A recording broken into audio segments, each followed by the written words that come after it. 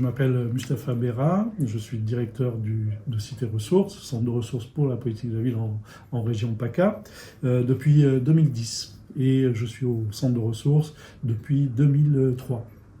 En quelques mots, qu'est-ce que Cité Ressources ? Cité Ressources, c'est un surnom du CRPV PACA, Centre de ressources pour la politique de la ville en région PACA. Et c'est un groupement d'intérêt public qui vise à appuyer l'ensemble des équipes et des acteurs de la politique de la ville en région PACA.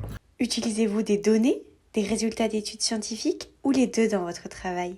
On utilise les deux, les études scientifiques parce que elles sont concrètes quelque part et c'est des appuis importants. Sur les données, en fait, depuis quelques années, on considère qu'il y a un minimum, un triptyque qui s'appelle celui de la connaissance, celui de l'analyse et celui de l'animation. Quels indicateurs statistiques sont primordiaux dans votre travail et comment leur analyse éclaire vos diagnostics ? Les 20 premières années, on avait tendance à utiliser les données de l'INSEE essentiellement pour comparer les quartiers prioritaires entre eux.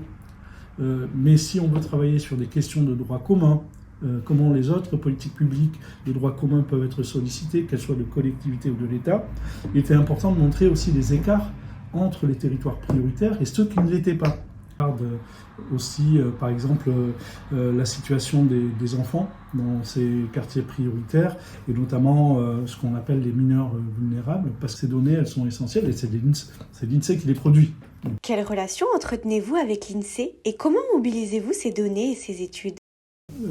On travaille avec l'INSEE depuis les années 2000. La parole de l'INSEE, les écrits de l'INSEE sont des travaux qui sont mesurés, qui sont analysés, bien études scientifiques, qui permet d'avoir quelque chose de concret. Alors on a travaillé sur, par exemple, une étude où on a été en arrière-plan de l'étude menée par l'INSEE, qui permet de dire que en 2016, entre 2015 et 2016, ceux qui s'installent dans les quartiers populaires, les quartiers pauvres repérés comme quartiers prioritaires, sont plus pauvres que ceux qui partent.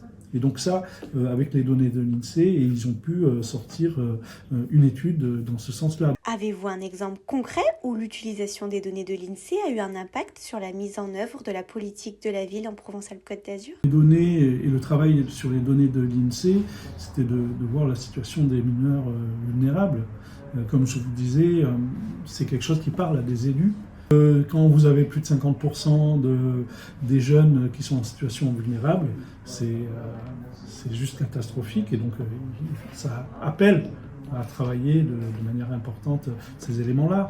Ça a changé aussi depuis que l'INSEE permet aussi d'avoir des données genrées sur la situation des femmes dans les quartiers prioritaires et des jeunes filles.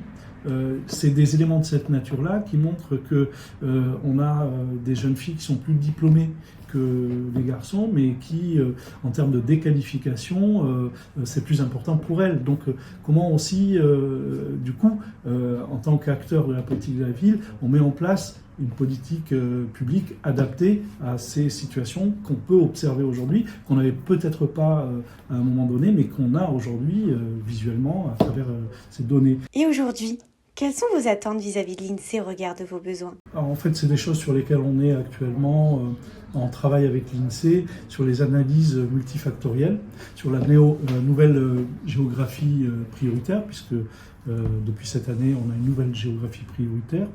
Et ça nous semble important que l'INSEE, de travailler en tout cas avec l'INSEE et d'autres partenaires, sur cette nouvelle géographie et les données que ça peut avoir et les enjeux que ça peut faire ressortir aujourd'hui. Donc, comme je vous dis, on est tributaire quand même des données de l'INSEE et de travailler avec eux, c'est vraiment important